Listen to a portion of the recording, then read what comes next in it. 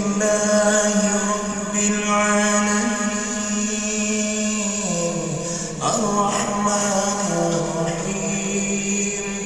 مالك يوم الدين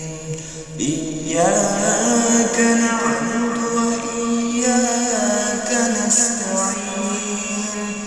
اهدنا الصراط المستقيم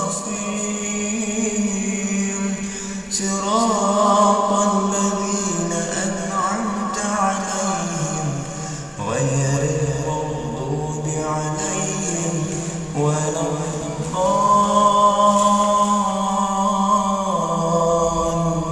الضالين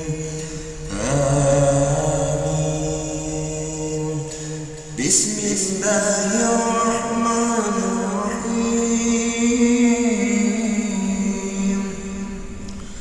ألم تر كيف